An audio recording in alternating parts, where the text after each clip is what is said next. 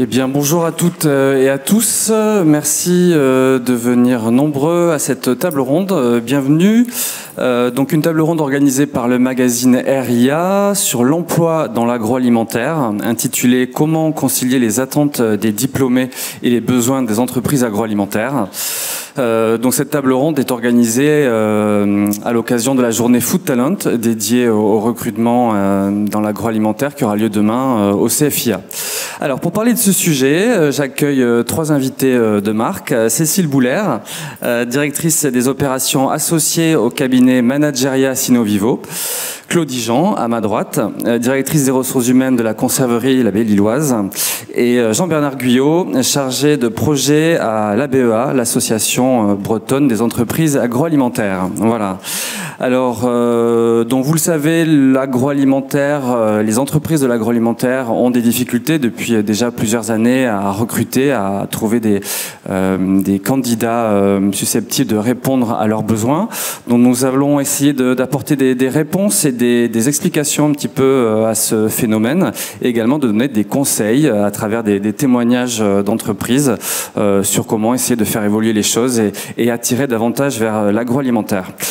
Alors tout de suite, je laisse la parole à Cécile Bouler, donc qui va nous parler d'une étude que le cabinet Manageria a réalisée. Elle va nous parler des étudiants en agronomie et agroalimentaire, et nous livrer les résultats donc de cette grande enquête intitulée Dessine-moi l'entreprise agri de demain, sur l'image de l'agroalimentaire chez les étudiants, leurs attentes vis-à-vis des entreprises et les domaines qui les intéressent le plus. Donc Cécile, c'est à vous. Voilà. Et donc on va d'abord parler des aspirations professionnelles des étudiants. Merci Adrien, bonjour à tous. Alors effectivement, en 2024, on a mené une étude auprès des étudiants d'écoles d'ingénieurs en France. Donc vous avez là tout en haut un peu la répartition des écoles qui ont participé. On a fait ça avec l'appui de la business entreprise de l'ESA, école d'Angers. Et je dirais que les étudiants ont eu la gentillesse de jouer le jeu et de répondre à nos questions. Donc simplement, voilà, pour un petit talon sociologique, c'est assez varié entre l'agro et l'agri dans les cursus. Et on voit tout de suite un chiffre que moi j'ai trouvé assez intéressant. 70% des répondants sont des femmes dans cette étude, et c'est très représentatif de la population des ingénieurs ou des étudiants ingénieurs en France. Donc contrairement à toutes les autres formations d'ingénieurs, on a une majorité de filles dans nos cursus agri-agro, et on pourra voir que ça peut avoir une incidence sur le recrutement des jeunes diplômés et plus tard des professionnels, puisque les femmes ne se destinent pas toujours, malheureusement encore, à certains métiers, comme la production par exemple. Et donc ça laisse peu de candidats potentiels sur des postes qui sont néanmoins en demande de candidats. Alors on commence en effet par les aspirations professionnelles des étudiants. On leur a posé un peu la question de qu'est-ce que vous attendez-vous pour votre futur métier. Donc ils sont en cursus agri-agro, et on le voit à près de 46%, c'est d'avoir un impact positif sur l'environnement. Et tout de suite après, c'est avoir un impact positif sur la société. Donc on prend conscience assez rapidement que le point majeur d'ancrage de nos étudiants, c'est de pouvoir participer au changement du monde, et notamment sur les aspects environnementaux. Alors ça tombe bien parce qu'ils sont 91% à estimer que les IAA sont des acteurs majeurs de la transition écologique. Également, ils ont choisi ce cursus pour la rémunération. Donc contrairement aussi parfois à ce qu'on peut lire un peu à droite à gauche, où on nous dit qu'aujourd'hui ce ne sont que les enjeux RSE qui attirent les jeunes, et ben ils sont quand même pragmatiques, et on voit que à quasi égalité avec l'impact positif sur la société, la rémunération reste évidemment un facteur important. L'équilibre vie pro, vie perso, c'est également ressorti parmi le top 5. Quand on les interroge sur ce qu'ils entendent par équilibre vie pro, vie perso, c'est très fluctuant. On n'a pas pu avoir une stat, si vous voulez, fixe, mais c'est surtout de pouvoir réussir sa vie plutôt que réussir dans la vie. C'est vraiment ça qui est ressorti comme l'enseignement majeur de l'étude. Et enfin, le développement de compétences. Donc on va dire pour les gens de ma génération, c'est étonnant parce que le développement de compétences, ça venait souvent plutôt vraiment le podium, les trois premiers. Et là, ça passe après l'équilibre vie pro, vie perso. Donc ça, c'est vraiment les attentes qu'ils nous ont exprimées. On leur a ensuite posé la question de ce qu'ils attendaient de leur futur métier. Et ce qui est intéressant, c'est qu'on a fait le lien entre les options qu'ils ont choisies pendant leur cursus et les métiers qu'ils visent. Sans surprise, on est en école d'ingé, la R&D reste l'option majoritairement choisie. Bonne nouvelle, l'ingénierie, la production et la fabrication rejoignent le top 5, ce qui était plus vrai depuis quelques années. C'était le marketing notamment qui avait pris beaucoup de place. Moins bonne nouvelle, c'est cette notion de conseil-service. On voit que c'est une des options, donc c'est dans le top 3 des options choisies, et on voit que ça arrive en deuxième position sur le métier qu'ils souhaitent occuper. Et que pour le coup, l'ingénierie et la prod passent après le conseil. Alors ça peut s'expliquer, pour faire pas mal de forums d'étudiants sur les écoles d'ingé, on voit beaucoup d'acteurs du conseil et des services qui ont des très jolis stands, qui font du gaming, qui font des jeux concours. Et donc ils arrivent à avoir un lien, une connexion avec les étudiants qui est assez, qui fonctionne bien. Un autre point, c'est que le conseil et le service, c'est réputé pour très bien rémunérer, en tout cas mieux rémunéré que les industries. Donc ça peut expliquer le choix de nos étudiants, qui encore une fois restent pragmatiques. Bonne nouvelle encore, j'insiste là-dessus, la prod revient dans les choix de métier chez nos ingénieurs, et ça c'est vraiment une très bonne nouvelle, puisque je pense ne pas dévoiler un grand secret, mais c'est vraiment les métiers qui aujourd'hui sont les plus difficiles à pourvoir. Si on inclut la maintenance, voilà, on a le top 3 des postes difficiles sur lesquels recruter. Donc, pour les années qui viennent, avec un peu de chance, on aura un peu plus de candidats à la sortie de l'école. Ce qui est ressorti également, c'est que contrairement aux étudiants qui vont faire le choix de se destiner à un parcours agricole, nos étudiants qui, eux, veulent aller travailler dans les industries agroalimentaires, ils estiment qu'ils vont pouvoir y trouver un équilibre vie pro, vie perso. On se rappelle que dans notre top 5 des attentes, l'équilibre vie pro, vie perso, c'était important. Bonne nouvelle pour nous, a priori, au sein de notre filière, en tout cas au sein de nos industries agroalimentaires, les étudiants estiment que c'est possible. Il ne faudra pas être déceptif à leur arrivée sur le marché du travail, et il faudra effectivement leur démontrer que c'est possible dans la vraie vie. Voilà. Dernier point sur les attentes, qui est très important. On a fait un focus sur ce qu'attendaient nos jeunes de leurs futurs managers. Et ce qui est ressorti de manière très claire, c'est le besoin d'avoir un manager coach. On attend de son manager qu'il soit avant toute chose à l'écoute, que ce soit quelqu'un qui communique, qui inspire et instaure un climat de confiance et qui va être collaboratif dans son approche, et on demande même à ce qu'il veille au bien-être des collaborateurs.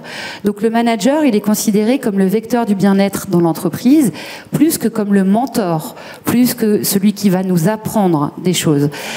Et ça, c'est un changement vraiment crucial, parce que pour être en contact avec beaucoup de managers dans mon métier, ils sont pas toujours formés sur ces aspects-là. Et il y a peut-être un petit décalage entre ce qu'ils estiment être un bon manager et ce que peut-être nos plus jeunes attendent de leur futur manager.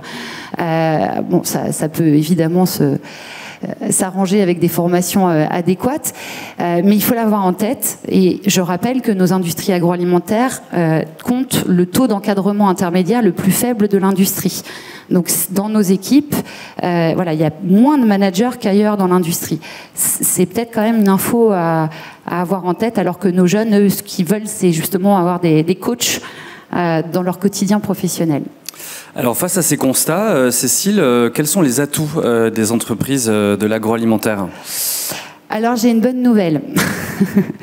On avait fait la même étude il y a 5 ans maintenant, en 2020, auprès des étudiants des mêmes écoles. Et il y avait à peu près le même nombre de répondants, donc ça nous donne une base statistique suffisamment solide pour faire des comparaisons. Et en fait, on a fait un petit changement entre les deux éditions. Première édition, on avait demandé qu'est-ce que vous pensez des industries agroalimentaires ? Et à l'époque, ils étaient 70% à en avoir une perception négative. Ils étaient en cursus d'école d'ingé, mais à l'époque, ils avaient une vision vraiment négative de nos industries. Cette année, on a changé la formulation de la question, on a parlé de filière agricole et agroalimentaire. Et là, on a un retournement de situation. On a 76% de nos répondants qui ont une image positive de la filière agri-agro. D'où l'importance du poids des mots, la notion d'industrie. Vous l'expliquez précisément, j'en suis incapable, mais dès qu'on communique sur une notion de filière, on arrive à transformer la vision négative que peuvent avoir aussi les plus jeunes. C'est à retenir, je pense, aussi pour nos supports de communication, et puis au-delà de ça, tout faire pour favoriser la notion de filière. Alors, attention, cependant, ça aurait été trop simple, cette image, elle est très contrastée selon la taille des entreprises. Et on a un petit paradoxe. Presque 89% des répondants ont une bonne image des TPE et des PME, et pourtant, c'est pas celle-ci qu'ils vont choisir à la sortie d'études. S'ils ont deux propositions de poste, entre celles d'un grand groupe dont ils n'ont pas une très bonne image, puisqu'ils sont 31,1% à en avoir une bonne image des grands groupes, c'est quand même vers les grands groupes qu'ils vont se tourner. Alors ça s'explique par plein de choses qui sont mises en place par les grands groupes. Il y a des graduate programmes, on peut tout de suite parler de perspectives d'évolution. Quand on rejoint un grand groupe, on se dit qu'on peut y être pour 3-4 ans et qu'on va avoir des perspectives, qu'on n'aura pas besoin de changer de job ou d'entreprise. Mais voilà, il faut faire attention sur cette perception de la filière. Les startups, quant à elles, continuent à avoir une très bonne image. Bon, c'est médian pour les ETI, mais je suis pas sûre que nos étudiants sachent très bien faire la différence entre une ETI et une PME, parce que c'est pas forcément les classifications dont on leur parle pendant les cours, quoi. Mais voilà. Donc, si on est une PME et qu'on recrute nos jeunes profils, peut-être réfléchir à ce qu'on peut mettre en avant qui nous distingue des grands groupes. C'est peut-être pas des perspectives au long cours, mais c'est peut-être autre chose. Peut-être justement manager coach ou un équilibre vie perso différent ou une polyvalence un peu plus accrue. Ce qu'ils nous ont remonté comme étant les 5 atouts de la filière, sans surprise, c'est les enjeux sociétaux, la transformation, et ça c'était une question assez générale qui concernait le digital, la transformation de la société, l'écologie, l'organisation. Les valeurs, ça c'est vraiment un truc qu'on retrouve tout au long de l'étude. Je ne vous ai mis que quelques slides, ceux qui vous veulent l'étude en totalité, évidemment vous pouvez me contacter, mais ce qui est important, c'est que dans nos secteurs, il y a les notions de communauté humaine qui sont très fortes. Il y a cette envie cette vocation même de nourrir le monde. Et au-delà de ça, on nous parle de la force des liens humains dans les équipes. Et ça, c'est perçu par nos étudiants. Bon, il y a quand même un peu sur le contenu du poste en lui-même qui arrive en 4e position, les activités et les métiers proposés, et puis le côté stimulant du métier. Je vous ai mis en 2020 parce qu'à l'époque, la rémunération était considérée comme un atout. Mais on va voir qu'en fait, là aussi, il y a eu un renversement. Quels sont justement donc les axes d'amélioration des entreprises de l'agroalimentaire face à ces constats que vous avez relevés? Quels sont les leviers possibles pour essayer d'améliorer les choses? Eh ben voilà, je vais pas annoncer un grand chambardement aujourd'hui. Donc pour rappel, en 2020, la rémunération était considérée comme un atout de la filière. On a vu tout à l'heure que ça faisait partie des attentes principales de nos étudiants. Et le premier point d'amélioration relevé par nos étudiants, c'est la rémunération. Donc en fait, je pense qu'entre 2020 et 2025, il y a eu quand même une conjoncture, inflation, etc., qui a remis sur le devant de la scène les enjeux financiers. Il y a aussi, je pense, un gros travail des écoles qui a aussi peut-être communiqué de manière plus transparente sur les salaires qui sont pratiqués dans notre industrie. Mais en tout cas, il y a un vrai sujet sur la rémunération. La transparence, qui était en première place en 2020. Les étudiants interrogés estiment que notre industrie n'est toujours pas suffisamment transparente sur ses pratiques.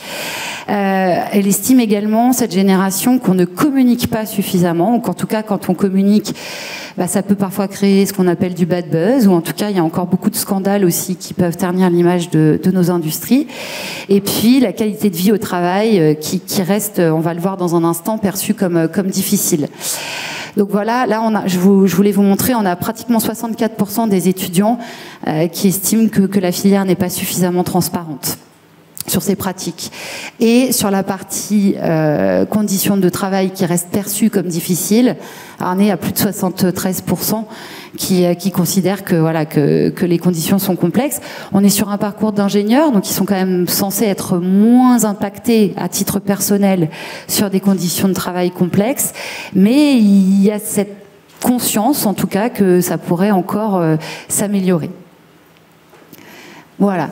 Merci Cécile pour ce panorama très intéressant. Donc on voit qu'il y a encore beaucoup de choses à faire de la part des entreprises de l'agroalimentaire. Peut-être quelques conseils que vous pourriez nous donner pour essayer qu'elles changent un petit peu les choses? Oui, pour être en contact avec beaucoup d'entreprises et d'industries agroalimentaires, moi je vois tous les efforts qui sont déployés depuis des années maintenant, notamment sur les conditions de vie au travail. Je pense qu'il y a pour le coup un gros déficit de com sur ces sujets-là, parce qu'on n'en parle pas assez. Et je pense que ça serait très bénéfique pour nos industries que de savoir mieux communiquer. Et si on s'attache vraiment aux enseignements de l'étude, un point important pour moi, et qu'on voit encore trop peu souvent, c'est idéalement dans un process de recrutement, et que ce soit sur les jeunes ou pas, c'est d'intégrer un référent RSE si on en a un dans sa société. Si on n'en a pas parce qu'on n'est pas encore suffisamment mature, avoir un interlocuteur idéalement de la direction de l'entreprise qui va venir expliquer au cours d'un process de recrutement la démarche, la stratégie et le rôle que pourra jouer le futur recruté dans ces projets-là. On voit que les attentes sur cette notion de participer à une transformation, cette envie de répondre aux enjeux qui sont les nôtres aujourd'hui, il faut la satisfaire. Et ça, je pense qu'on ne sait pas encore aussi très bien le faire. En tout cas, nous, dans nos process, c'est un peu la croix et la bannière pour avoir des référents RSE qui interviennent dans les processus. Et c'est super dommage parce que là aussi, les entreprises ont des démarches intéressantes et qui mériteraient d'être valorisées.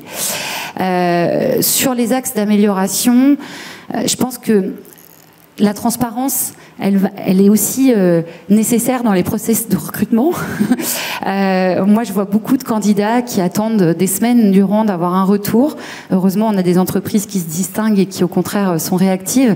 Mais les candidats, ils sont pas toujours très bien traités encore par les entreprises. Et cette notion de transparence, informer, dire voilà, là, on sait pas encore, on va avoir besoin d'un peu plus de temps. Je pense que c'est des choses toutes bêtes, mais qui pourraient aussi contribuer à rendre un peu plus attractive la filière et sécuriser aussi des recrutements dans un monde où un candidat est quand même susceptible d'avoir plusieurs offres en même temps, quoi. Très bien, alors on va passer à la deuxième partie de notre table ronde avec des témoignages d'industriels qui ont mis en place des opérations, des initiatives intéressantes pour essayer de garder leurs employés et en faire venir de nouveaux. Claudie Jean, donc directrice des ressources humaines de la conserverie La Belle-Illoise. On va le voir, donc vous avez mis en place plusieurs initiatives intéressantes. Peut-être en quelques mots pour le public qui connaît bien sûr La Belle-Illoise de nom. Est-ce que vous pouvez présenter quand même la conserverie en quelques dates, quelques chiffres clés éventuellement? Très bien. Bonjour à toutes et à tous. Donc La Belle-Illoise, en fait, une entreprise familiale. Elle a été créée en 1932. Elle est implantée à Quiberon, au sud du Morbihan. Nous avons la particularité d'avoir double métier, c'est-à-dire qu'on fabrique des boîtes de conserve à base de poisson, pour l'essentiel du poisson frais, et ensuite on les distribue. On les distribue par nos propres moyens. Donc un réseau de 91 magasins, dont 2 implantés en Belgique et le reste en France, en bord de mer, dans les stations balnéaires et également dans les quartiers touristiques des grandes villes. Et puis nous revendons également nos produits au travers d'un site e-commerce et puis nous faisons du B2B. Donc nous avons des effectifs qui varient entre 400 à 600 salariés en fonction de nos saisons, puisque j'expliquais, on travaille du poisson frais, donc on a 2 grosses saisons dans l'année en production, et sachant que toutes nos productions se font sur Quiberon, nous recrutons jusqu'à 100 personnes supplémentaires en début d'année, entre janvier et mars, et puis pas loin de 200 personnes supplémentaires pour faire la saison qui se déroule entre le mois de mai et le mois de novembre. Donc c'est énorme en fait en termes de recrutement de vos besoins. C'est quand même assez impressionnant. Alors justement, donc comment vous faites? Est-ce que vous avez des difficultés pour recruter ces salariés, ces saisonniers? Oui, cette saisonnalité en fait est un vrai challenge pour nous chaque année. Chaque année se suit mais se ressemble pas. Donc oui, on peut avoir des difficultés de recrutement. Alors on recrute sur des postes divers et variés, mais je dirais que d'une manière générale, tous les postes qu'on va retrouver au sein de notre structure, des postes en communication, dans les achats, dans le commerce, etc., on n'a pas tant que ça de difficultés à attirer. Par contre, là où c'est vraiment compliqué pour nous, c'est sur ces postes de saisonniers, puisqu'on recrute des opérateurs de production qui vont travailler chez nous pendant 2 mois, 6 mois, et si on arrive vraiment à les fidéliser, ils vont revenir d'une saison à l'autre et travailler minimum 8 mois par an. Et donc c'est cette saisonnalité qui rend difficile le recrutement, ou c'est aussi les tâches à proprement dites qui peuvent rebuter un petit peu? Alors les deux. Une saisonnalité parce que on n'a pas de poste en CDI à pourvoir forcément, donc bien entendu aussitôt qu'on le peut on va détecter des potentiels en interne et les faire évoluer par le biais de promotion interne, mais c'est pas toujours le cas. Et puis on a une autre difficulté, c'est être implanté au bout d'une presqu'île, donc une belle station balnéaire à Quiberon, mais éloigné des domiciles. Géographiques. Voilà, donc un vrai sujet de mobilité en plus qui s'ajoute au-delà de l'attractivité de nos métiers. Et alors, donc, quelles sont les solutions et bonnes pratiques que vous avez pu mettre en œuvre justement pour essayer de résoudre ces difficultés? Oui. Alors, je dirais deux types de solutions. Tout d'abord, des solutions pour attirer les candidats et notamment faire face à toute l'évolution qu'on a pu connaître ces dernières années, liée à l'inflation notamment, le pouvoir d'achat qui était en baisse. Donc, en fait, on s'est toujours attelé à faire évoluer nos rémunérations autant que le SMIC évoluait, autant que l'inflation a augmenté. Ça a été un vrai enjeu pour nous. Une entreprise a pour autant un budget à respecter, toute une gestion à avoir, donc on pouvait pas faire tout et n'importe quoi. On s'est dit qu'est-ce qui pouvait aussi continuer à favoriser le pouvoir d'achat de nos salariés. Et là, on a mis en place différents dispositifs qui ne sont pas soumis à charge et qui ont un vrai atout, pour les candidats et les personnes que nous avons intégrées dans l'entreprise. C'est un forfait mobilité durable, c'est des titres restaurants, c'est une prime carburant aussi pour pallier à l'inflation. Pardon, je vous coupe juste sur la méthode. En fait, je crois qu'il y a eu un comité de réflexion, une équipe qui a été chargée de réfléchir plus à proprement dit sur les solutions apportées ou les besoins, c'est ça, je crois. Tout à fait. Ces solutions, en fait, on les a pas fait émerger tout seuls. Face aux différentes difficultés auxquelles nous étions confrontés, en fait, on s'est dit qu'est-ce qu'on peut faire et qu'est-ce qu'on peut faire avec nos propres moyens, qu'est-ce qu'on peut faire en interne, et surtout quelles sont nos forces et nos faiblesses. Et de là, en fait, on a regroupé on a créé un groupe de travail tout simplement, regroupant des saisonniers, regroupant des personnes qui travaillent en permanence dans l'entreprise, regroupant des personnes de l'encadrement, et on les a fait émerger. Donc ces forces, mais aussi toutes nos faiblesses et toutes les éventuelles actions que nous pourrions mettre en place. De là a émergé une 60aine d'actions que nous avons mis en œuvre au fur et à mesure, et les mesures que j'évoquais justement à l'instant ont émergé de ces groupes de travail. Très bien. Est-ce que, donc vous me parliez il y a un travail qui a été réalisé en interne pour améliorer aussi l'image de l'entreprise à l'extérieur ou pas? Oui, forcément. Donc, on est obligé de travailler sur notre marque employeur. Malgré tout, je pense qu'on a encore beaucoup de progrès à faire.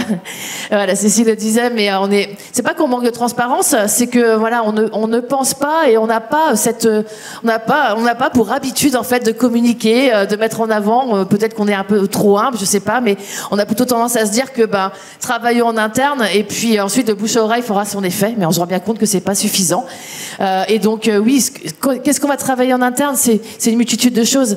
C'est ce que je vous évoquais tout à l'heure pour faire face à l'évolution au contexte que l'on connaît. Mais c'est aussi avoir une démarche RSE, donner du sens au travail.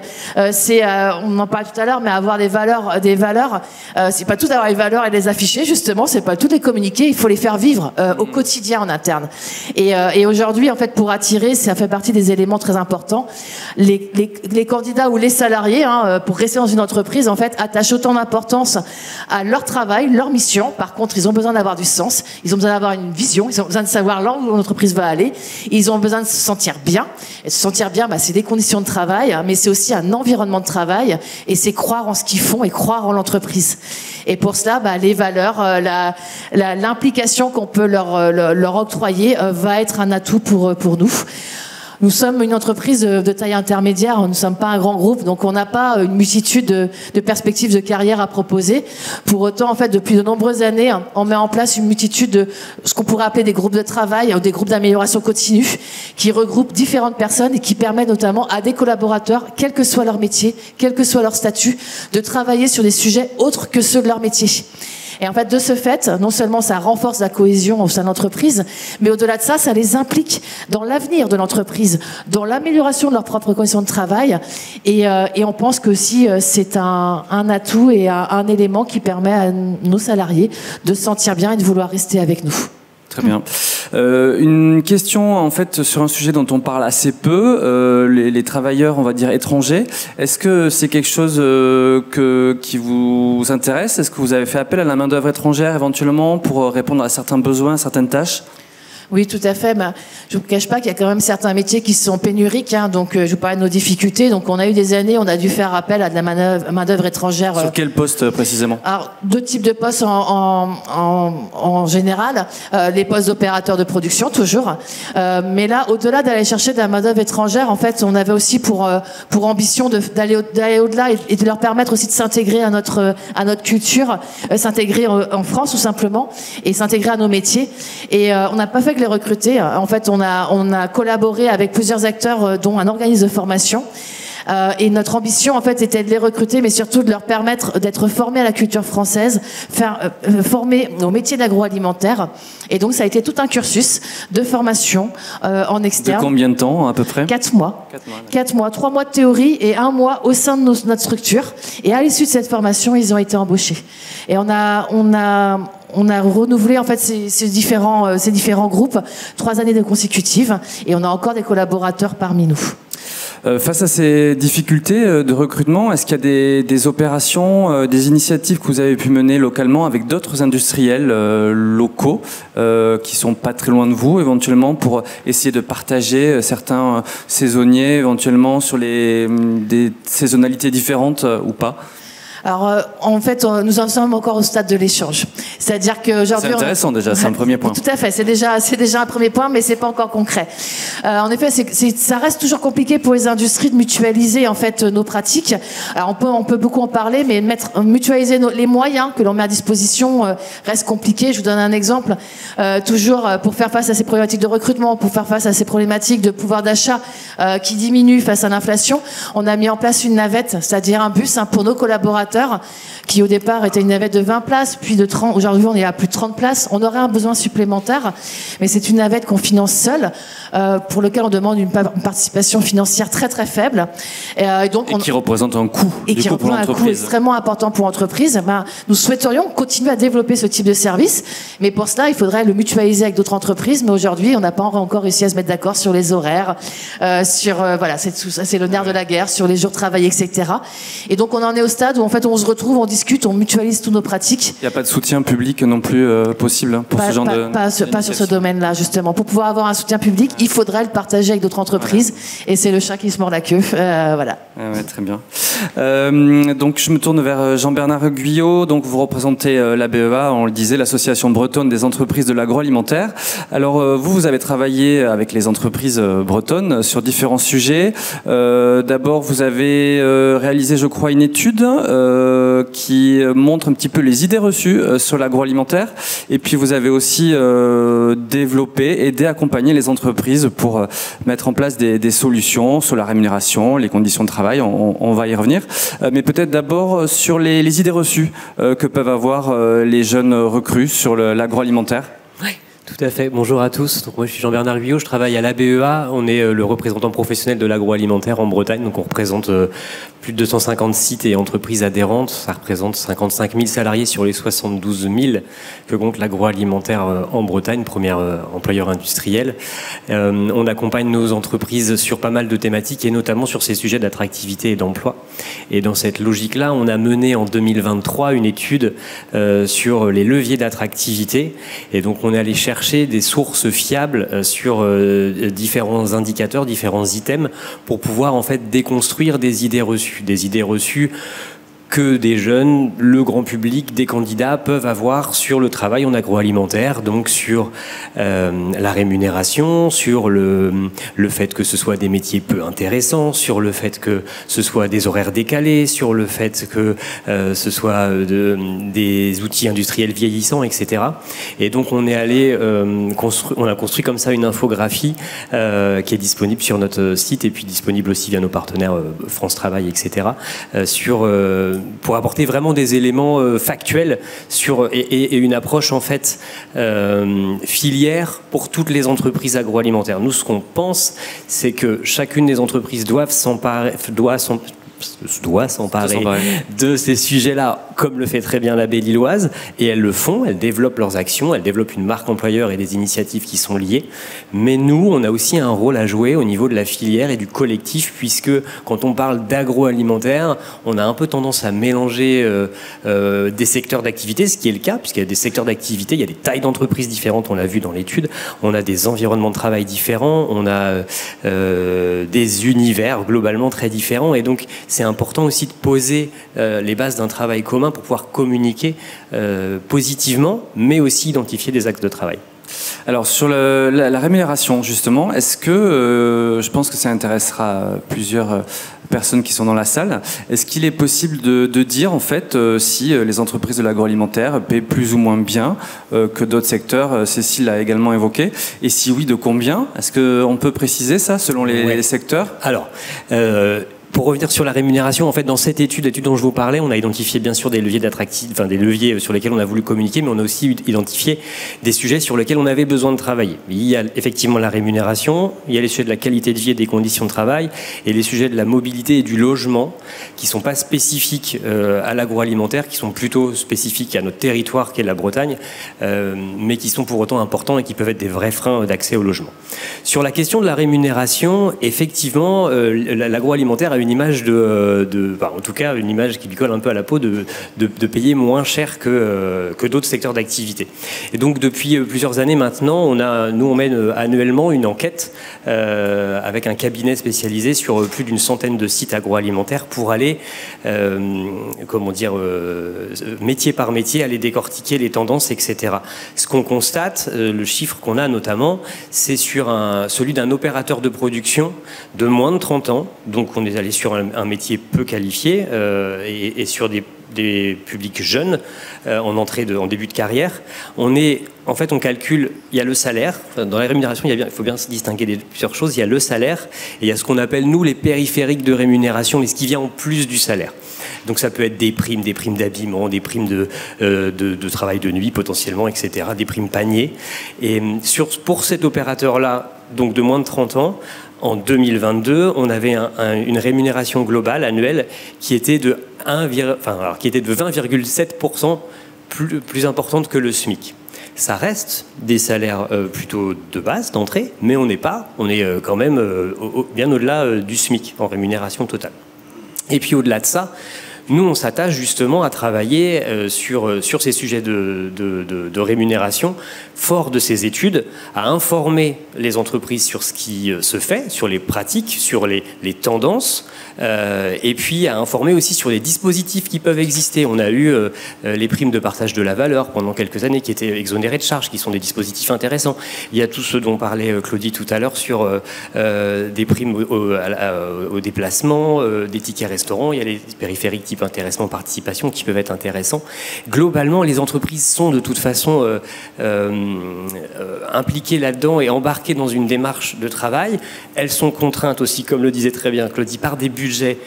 Donc elles n'ont pas de baguette magique pour augmenter comme ça de façon très importante les salaires. Mais sur ces dernières années, où on a eu des impacts de l'inflation qui étaient très conséquents, ce qu'on constate, c'est que les augmentations en pourcentage du côté des entreprises agroalimentaires étaient plutôt plus importantes que dans les industries non agro. Donc ça, c'est à noter. Intéressant. Ouais, il y a un vrai effort de fait. Voilà, il y a une vraie considération justement de face à la pénurie, en fait, les entreprises de l'agroalimentaire font un effort. Et aussi ont la volonté d'accompagner leurs collaborateurs, et notamment ceux qui ont les rémunérations les plus basses dans leur masse salariale ou dans leurs équipes. On l'a vu en 2022, l'été 2022, quand il y a eu une très forte hausse des prix de l'essence, il y a eu tout de suite une réaction. Des entreprises qui ont aussi bougé un peu les négociations sur les salaires. Donc on n'est pas sur une démarche d'aveuglement ou d'œillère sur le sujet. Il y a une considération vraiment de ces problématiques-là. Et alors, donc, sur la question des conditions de travail, ouais. Et oui, c'était ça, les conditions de travail. Ouais. Quels ont été les accompagnements que vous avez pu réaliser, la BEA ? Alors nous, ce sujet-là, on le prend à bras-le-corps. On travaille avec les entreprises, on travaille aussi avec les organisations syndicales. En fait, on travaille dans une C'est un nom compliqué, la CPEFP. Si vous arrivez à le dire du premier coup, je vous tire mon chapeau. C'est la Commission paritaire régionale emploi-formation du secteur alimentaire. En gros, on travaille, nous, employeurs, avec des collèges de salariés, des organisations syndicales sur les problématiques d'emploi et de formation. Et ce sujet-là de la qualité de vie et des conditions de travail est aussi ressorti très fortement dans nos échanges avec ces représentants des salariés. Donc, ce qu'on fait, nous, au niveau de la région, enfin, au niveau de la Bretagne, c'est qu'on cherche déjà à informer les entreprises sur ce qu'est la QVCT, sur comment est-ce qu'on peut lancer une démarche, comment est-ce qu'on peut, parce que c'est souvent un petit peu vague, c'est une démarche qui peut être un peu complexe, donc comment est-ce qu'on peut embarquer les entreprises là-dessus. Et puis pour faciliter cela, on va aller chercher des bonnes pratiques. On fonctionne souvent sur du retour d'expérience et des bonnes pratiques.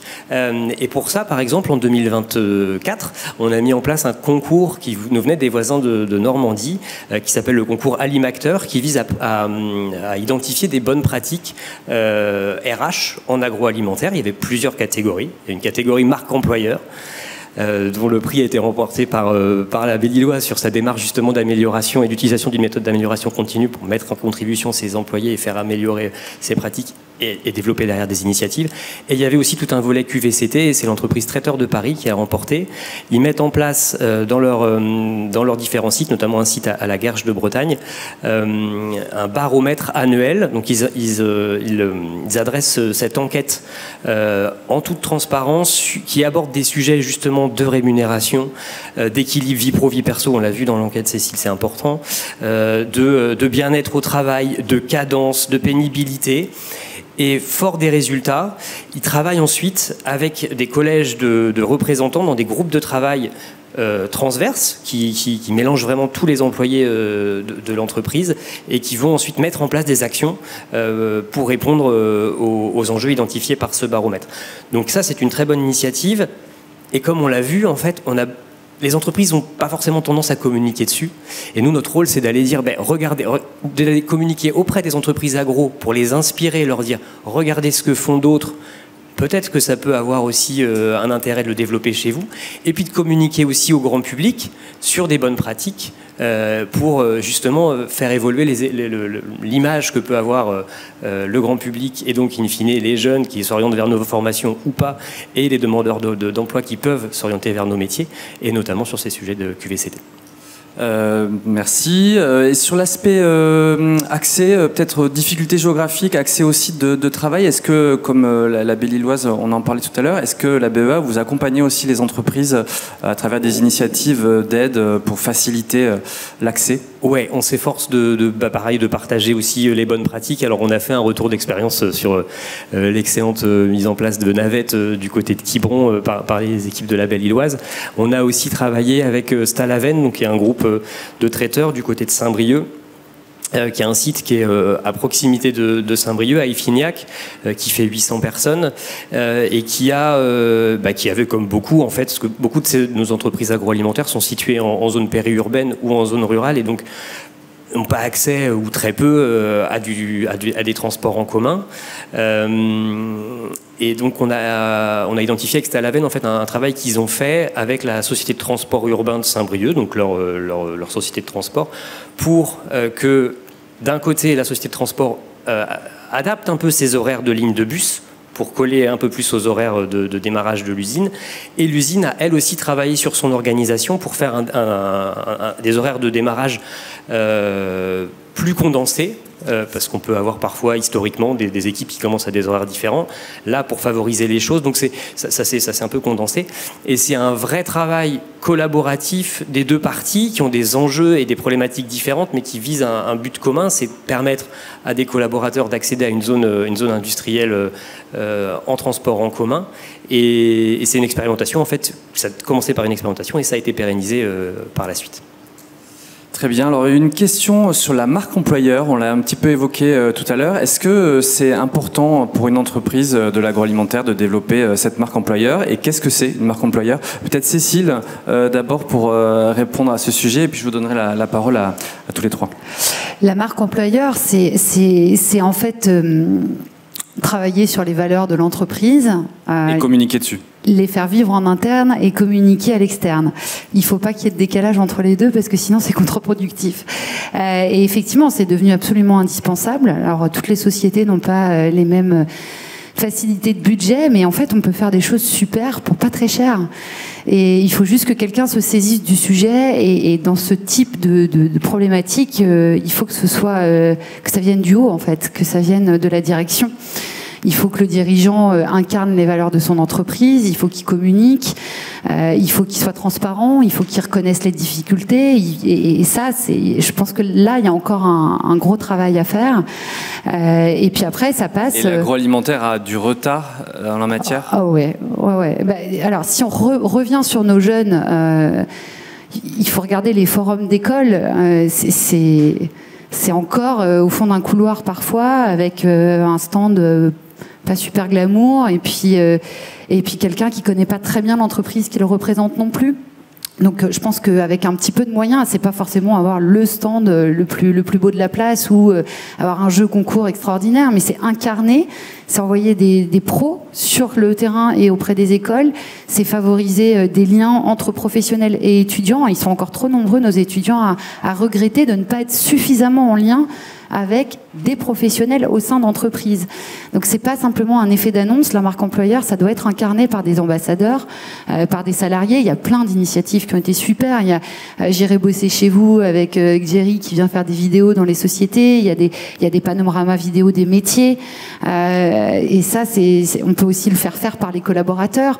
On peut même, c'est ce que vous disiez Claudie, c'est que ça peut être des sujets fédérateurs en interne. Et c'est devenu absolument indispensable. Et au-delà de ça, je pense que ce qui est génial, c'est quand c'est concerté. On a vu que le mot filière parlait à nos jeunes. Il faut que la filière, dans son intégralité, continue. C'est cette marque employeur globale, mais ça va plutôt dans le bon sens. On compare entre aujourd'hui et il y a 10 ans, c'est le jour et la nuit. Il y a déjà beaucoup qui est fait. Claudie Jean, justement sur la marque employeur, la Belle-Îloise, comment vous la travaillez et depuis quand ? On y travaille depuis de nombreuses années, mais je dirais que depuis 5-6 ans, c'est devenu de plus en plus indispensable parce que on peut pas travailler qu'en interne, comme le disait Cécile, il faut qu'on communique à l'externe et surtout qu'on communique vrai. Et donc là, on s'est justement posé beaucoup de questions et on a fait évoluer notre marque employeur et la diffusion de notre marque employeur sur différents aspects. Mais je dirais la première chose, c'est face aux difficultés de recrutement que nous avions, par exemple pour les opérateurs saisonniers, on s'est dit mais comment est-ce qu'on peut recruter ? On recrutait déjà 100 CV depuis 2007, donc on était déjà novateur à l'époque, mais au-delà de ça, ça ne suffisait pas, on n'arrivait plus à faire attirer. Et tout simplement, entre nous, avec l'équipe RH, auquel on a ajouté une personne qui avait développé sa propre entreprise après avoir travaillé chez nous, on s'est mis ensemble et on a créé par exemple un escape game. Et donc on recrute aujourd'hui avec un escape game. Sans fausse modestie, on pense qu'on travaille de bons produits, qu'on a de bons produits à proposer. Donc on s'est dit, mais peut-être qu'il faut mettre ça en valeur justement. Quand on cherche des opérateurs de production, il faut qu'on a la chance de pouvoir leur dire à quoi ils contribuent, ce qu'ils fabriquent, de leur faire goûter ce qu'ils fabriquent. Et là, on s'est dit, il faut qu'on commence par ça déjà. Et donc aujourd'hui, on recrute avec des escape games, mais aussi avec des job dating gustatifs. Et depuis qu'on a mis ça en place, aujourd'hui, on arrive à attirer des candidats beaucoup plus qu'on ne le faisait auparavant. Vous faites ça où en fait ? Alors, je dirais aux alentours. Ça peut être à Quiberon, mais on a plusieurs magasins. Donc, on fait des job dating dans nos magasins, sur Auray, sur Vannes. Et les escape games, c'est essentiellement sur Quiberon ou le secteur de Auray également. Voilà. Et aujourd'hui, France Travail a compris aussi que peut-être que recruter sous ce format plus ludique peut attirer. Et donc, aujourd'hui, on utilise les escape games développés pour la Belle-Îloise avec France Travail. Voilà. Alors cette forme ludique, justement, on le verra aussi demain, puisqu'il y a la journée Food Talent, où de nombreuses entreprises, pas que bretonnes, mais beaucoup, je crois, seront présentes pour présenter leur métier, et il y aura des job dating, des animations. Jean-Bernard Guyot, toujours cette question de marque employeur, au niveau de la BEA, comment vous la travaillez et vous conseillez vos adhérents là-dessus ? On la travaille sur ces deux volets, en fait. Vraiment sur le volet individuel du côté de l'entreprise, sur ce qu'elle peut développer elle-même. Et ensuite, on capitalise là-dessus pour nous aussi communiquer sur une les prémices d'une marque employeur sectorielle. C'est un travail de longue haleine, ça prend du temps, mais on y arrive petit à petit. Demain, Food Talent, c'est vraiment l'illustration de ça, c'est-à-dire qu'on aura des entreprises présentes. Certaines sont présentes au job dating et me l'ont dit, elles savent qu'elles vont pas forcément recruter en grand nombre, elles sont pas forcément situées dans la zone rennaise. Pour autant, c'est important d'être présente aussi pour expliquer leur métier, pour peut-être toucher aujourd'hui quelqu'un qui viendra demain ou après-demain dans leurs entreprises. Et au-delà de ça, ça nous permet aussi de montrer la diversité des entreprises agroalimentaires, la réalité de ces métiers avec des ateliers qui vont permettre de s'immerger à travers de la réalité augmentée dans des usines, des collaborateurs qui seront présents sur des ateliers de découverte de métiers pour s'adresser aux jeunes, notamment des collégiens, lycéens. Et nous, on croit beaucoup à cette transparence et à cette réalité du discours où c'est un responsable de maintenance qui vient vous parler de son métier, de son parcours, de ce qui l'éclate au quotidien, où c'est un responsable R&D, où c'est une responsable de prod, et c'est ce qu'on promeut aussi là-dessus. Et puis, on parle aussi du produit, parce qu'on a tendance à oublier nos produits, je pense, on parle de nos entreprises, mais demain, justement, à Food Talent, on aura nos produits qui seront les produits de ces entreprises qui seront distribués pour dire à ces jeunes, ben voilà, en fait, ce que vous avez dans vos placards au quotidien, ce que vous avez dans votre frigo, en fait, vous pourriez participer à ces productions-là, et on a une vraie fierté. Bien souvent des équipes, c'est d'ailleurs un des indicateurs qu'on avait aussi dans notre étude, c'est 78 ou 80, enfin bref, un chiffre important de collaborateurs qui sont fiers de leur métier et qui qualifient de qualité et de sain les produits qu'ils fabriquent. Et donc ces ambassadeurs qui sont des vrais gens qu'on n'a pas payés pour communiquer comme ça, parlent de leur métier avec le cœur, et c'est ce qu'on promeut et c'est ce qu'on retrouvera demain sur Food Talent. Très bien. Alors il nous reste un petit peu de temps avant de conclure cette table ronde pour des questions avec la salle. J'aimerais bien que vous nous posiez quelques questions. Je pense qu'il y a beaucoup d'étudiants présents et quelques journalistes également. Je vous remercie. Donc il va y avoir un micro qui va circuler. J'ai vu un doigt se lever.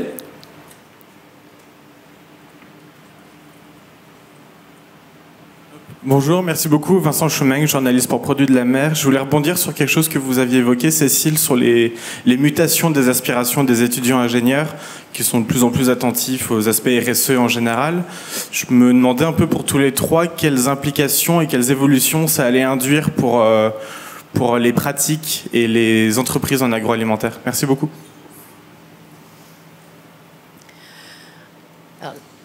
Je commence. Allez, Claudie. La RSE, c'est devenu un vrai sujet pour les entreprises. C'est d'ailleurs une des premières questions que les candidats nous posent pendant les entretiens de recrutement. Et parfois, c'est rédhibitoire pour eux. S'ils s'inscrivent pas dans la démarche RSE de l'entreprise, ils n'ont pas forcément plus envie d'aller plus loin. Donc nous, en fait, je dirais que ça fait déjà de nombreuses années qu'on est sur le sujet, que notre activité par elle-même avait déjà, pour beaucoup, un ancrage RSE. On communiquait pas suffisamment non plus. Donc on communique de plus en plus en externe, par le biais des réseaux sociaux, etc. Mais surtout, ce que l'on fait en interne, c'est qu'on crée en fait un certain nombre de, comme tout à l'heure, je parlais de groupes de travail. On utilise aujourd'hui le terme de communauté, et on en arrive là en fait. Aujourd'hui, on part du principe que ceux qui peuvent le mieux continuer à développer notre démarche et à nous aider à la communiquer, c'est nos équipes, ceux qui font partie prenante de tout ça. Et donc, on a des ambassadeurs RSE. Prochainement, on va développer une communauté de managers. On parlait de manager coach, pour faire évoluer tout ça. C'est ensemble qui vont évoluer. Et puis, tout prochainement, on va aussi recruter des stagiaires qui vont nous aider encore à aller plus loin pour développer. Mais ce que je dirais que la démarche RSE, c'est surtout, il faut qu'elle soit visible en interne. Il faut qu'il y ait des actions. Il faut qu'elle fasse partie de la stratégie d'entreprise. C'est aussi un choix qu'on a fait il y a 5 ans maintenant, de se dire la RSE, c'est pas une démarche à côté. Non, non.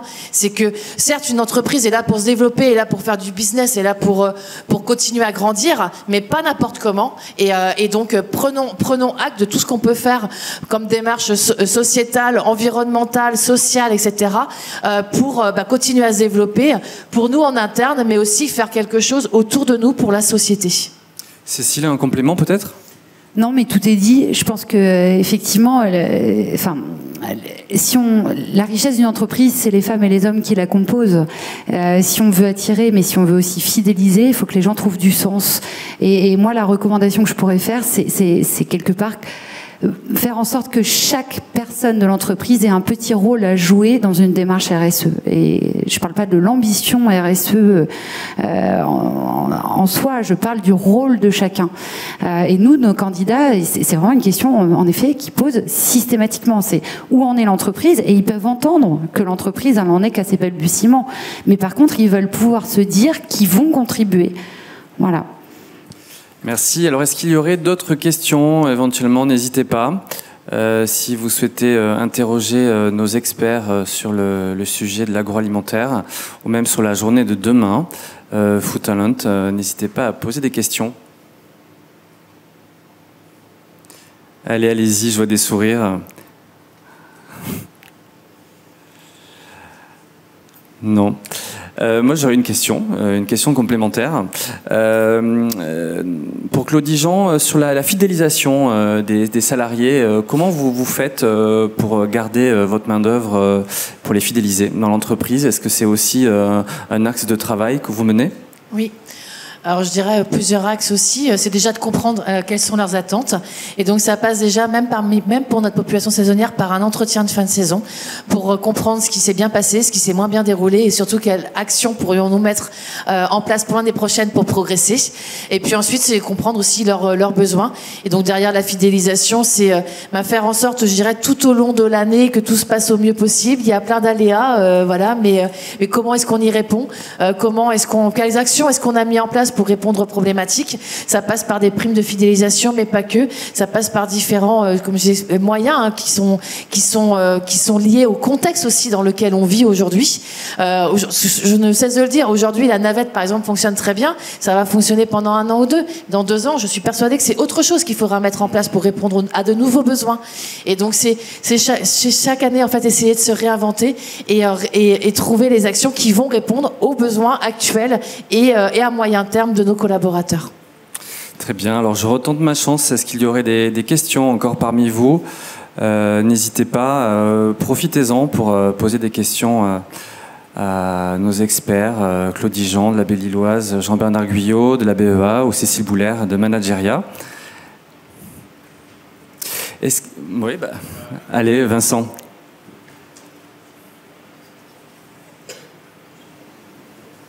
Merci. J'avais une autre question plutôt pour Jean-Bernard. On sait qu'en Bretagne, la question du logement, c'est une vraie problématique. Est-ce que vous avez des retours d'expérience, de bonnes pratiques d'entreprises qui accompagnent leurs salariés sur le logement, ou peut-être, Claudie, vos salariés pour être logés à Quiberon? On sait que c'est aussi un vrai défi. Alors oui, j'ai malheureusement quelques expériences sur le sujet qui ne sont pas forcément positives pour la Belle-Illoise. Quiberon est une station balnéaire. À partir du mois de mai, il y a plus de locations à l'année, c'est des locations hebdomadaires. Et d'une manière générale, le Morbihan Sud a pris une flambée des loyers de 30% depuis 2020.